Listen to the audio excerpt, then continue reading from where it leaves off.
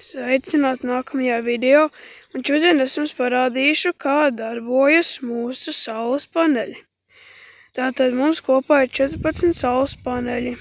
Izstāsta, ka 28, bet patiesībā 14. Sākam. Tātad pirmā ir drošības slēdžu kaste. Tur iekšā ir viens slēdzis, ar ko, kas ir drošība pret kad ir pērkons ārā. Ja gadījumā uz saules paneļiem patās iespēja zibens vai sabojā vadu, tad viss būs ok.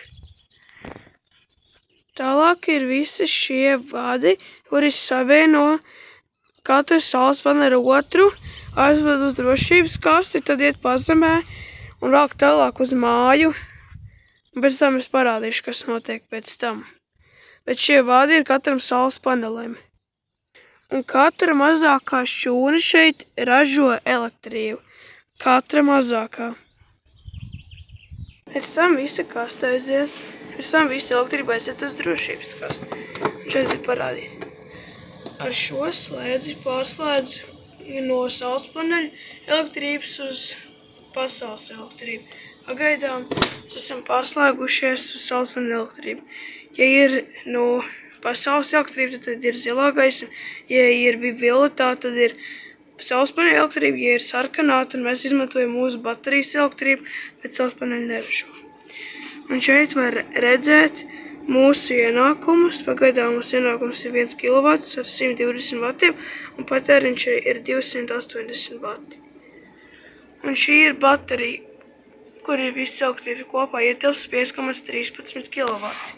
Un tur rāda, cik viņi ir pilna. Kā redzam, viņi ir uzlādēti.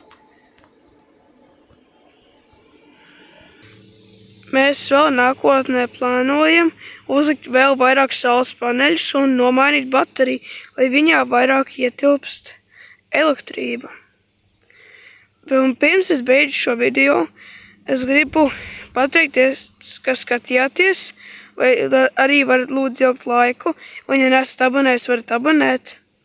Un jūs Patreonā arī varat redzēt nākamo video, kas būs nākamnedēļ.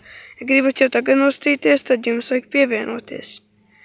Paldies par uzmanību, ka skatījāties, un tiksimies jau nākamajā video, kas būs nākamnedēļ YouTube'ā. Uz redzēšanos visiem!